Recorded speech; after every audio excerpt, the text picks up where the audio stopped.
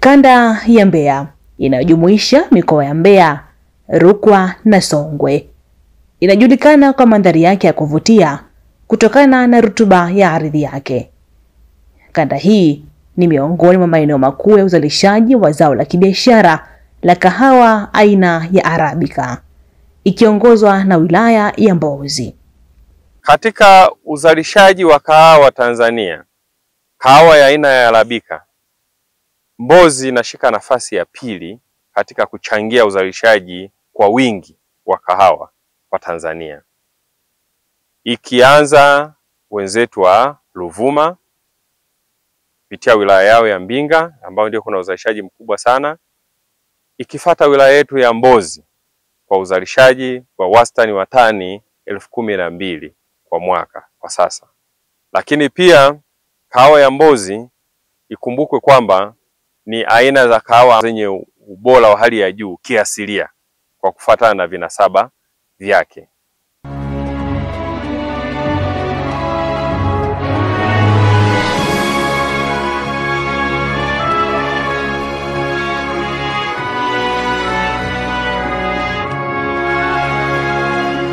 Kwa miaka mingi zao hili limekuwa tegemeo la wakulima, likiwapa kipato, ajira na matumaini. Lakini nyuma ya harufu tamu ya kahawa kuna historia ya changamoto walizozipitia wakulima wa zao hili. Miche ya zamani ilikuwa kipato chake kilikuwa sio kizuri na ilikuwa inashambuliwa sana na magonjwa.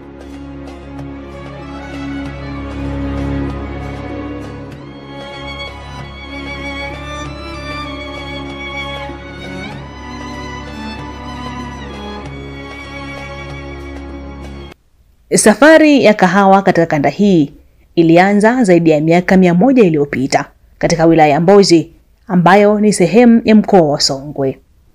Zao hili lilistawi, likachangia kwa kiasi kikubwa uchumi wa familia, wilaya na taifa kwa ujumla. Kahawa ikawa si tu zao la biashara bali urithi wa kijamii na kitamaduni.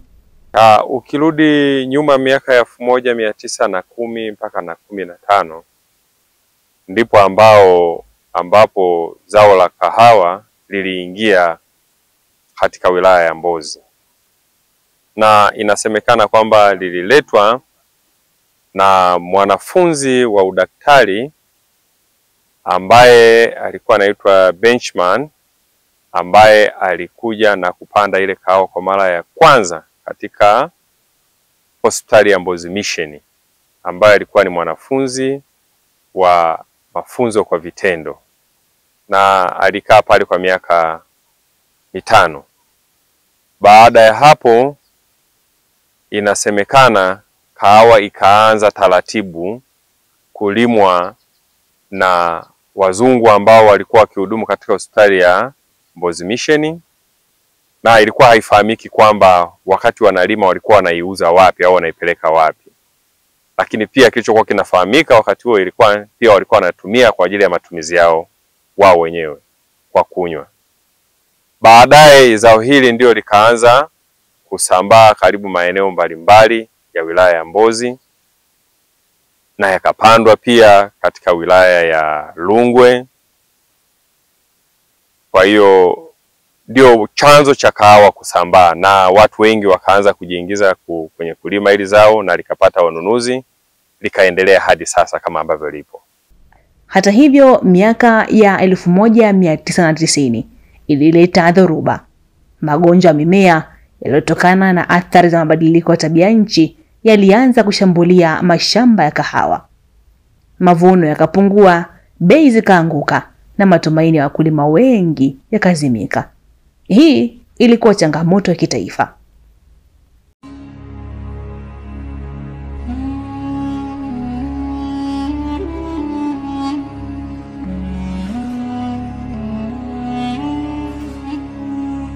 Nikikurudisha miaka ya 1990 ndiyo anguko lilitokea kubwa la kilimo cha kahawa, na anguko hili lilitokea katika mjengeko wa mambo makuu mawili.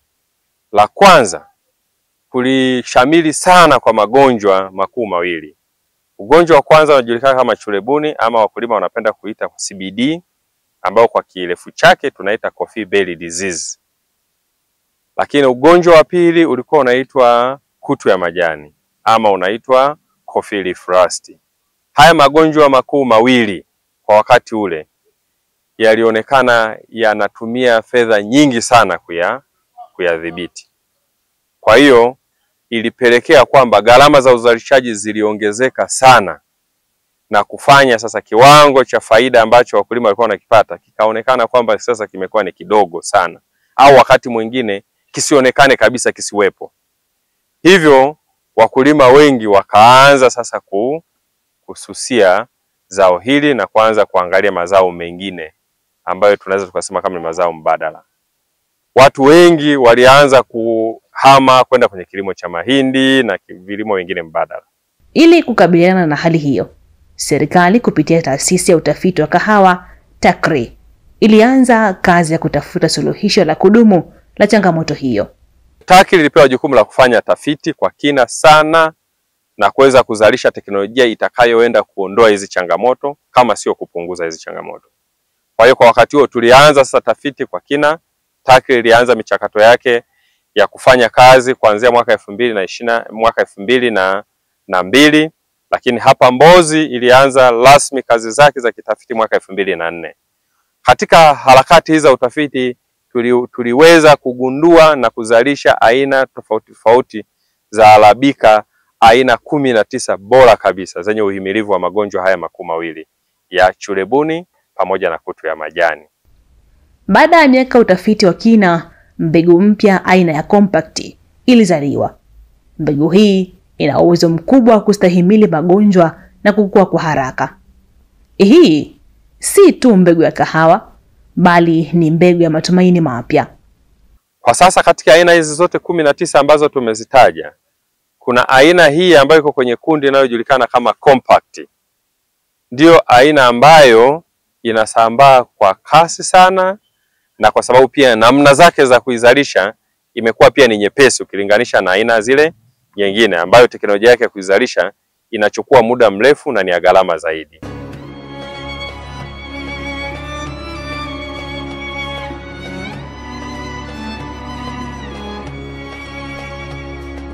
Hata hivyo, bado athari za mabadiliko ya tabia nchi yameendelea kushuhudiwa, huku mbegu mpya aina ya compact ikiwa na uwezo wa kukabiliana na kila aina ya changamoto zinazoweza kujitokeza.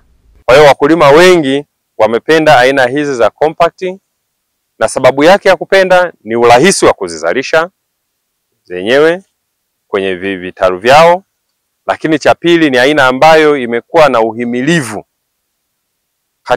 katika jiografia tofauti tofauti ndani ya nchi. Kwa hiyo wakulima wameipenda, lakini pia ni inazaa mapema sana. Lakini sio hiyo tu, ni aina ambayo imekuwa pia kimuonekano na ule ukijani uliokolea sana, ambayo kwa kweli unavutia mkulima anapoangalia zao lake. Kwa ushirikiano kati ya TACRI na jamii za wakulima, elimu ya uzalishaji na matumizi ya mbegu ya compact imeenea kwa kasi. Vikundi vya wakulima vimewezeshwa, miche imesambazwa, na sasa mashamba mapya yanachanua kila kona kanda ya Mbeya. Wakulima wanarudisha tabasamu, vijana wanarejea kijijini kwa ajili ya kilimo. Kwa jina naitwa Chris Nelson Nzunda, ni mwanajeshi wa Jeshi la Wananchi mstaafu na vile vile ni mkulima wa kahawa. Nilivyo staafu tu, mara kwanza nilikuwa nalima hii kahawa ya kawaida ambayo ni miche ya zamani, lakini baada ya TACRI kuniwezesha na kunipa mafunzo, nimeamua sasa kuotesha hii miche mpya. Nimeona ina kipato, na ndio maana sasa hivi nazalisha na miche mingine kuwasaidia wenzangu. Na sasa hivi nimeweza kuajiri vijana kwa mkataba ambao nawalipa. Kwa hiyo ni fursa mojawapo ambayo nawawezesha vijana ili waweze kupata kipato. Hawa ya kwangu. Na maana yake ni kwamba wote kwenye kata hii wanachukua miche, serikali inatoa miche bure. Kwa hiyo hicho kimefanya wananchi wapate nafasi ya kupanda. Na kwenye kata yangu kwa kweli watu wameitikia sana sana, na hata miche haitoshi.